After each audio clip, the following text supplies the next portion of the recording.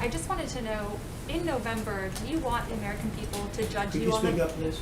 Do you want the American people to judge you on the ballot in November by how you've handled this pandemic so far? This, among other things, I think the American people will judge us on this, but they'll judge us on the economy that I created and that already we're creating. We're setting record job numbers, as you know.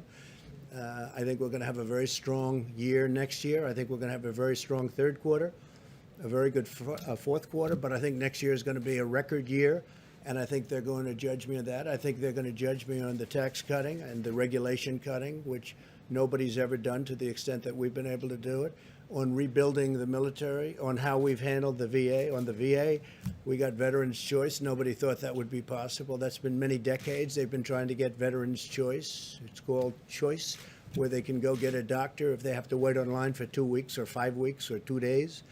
And frankly, that's been a great thing. Veterans accountability, I think they'll judge me on that.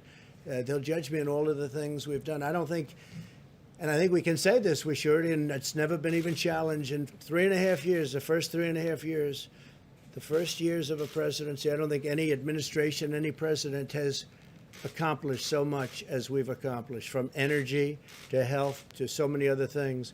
And then this came in, and the plague, I call it the plague came in, terrible thing, should have been stopped, wasn't stopped. It came in, we had to shut things down to save potentially millions of lives. We did that, and now we've started them up. And I think we've really started it up very successfully. Yeah, please. Mr. President, thank you, Mr. President. You've been saying for months that the virus would simply disappear, and now you're saying that it's likely to get worse before it gets better.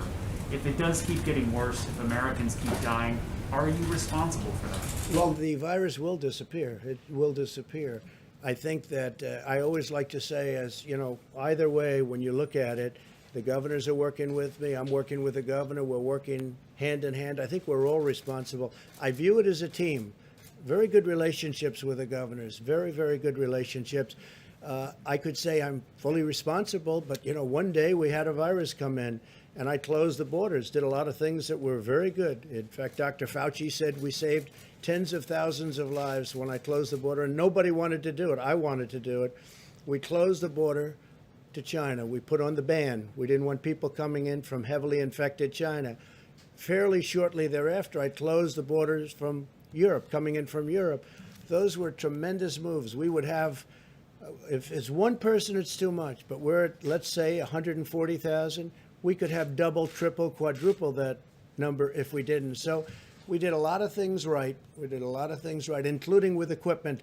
So it's a shame that it happened. It shouldn't have happened. China should have stopped it. Please.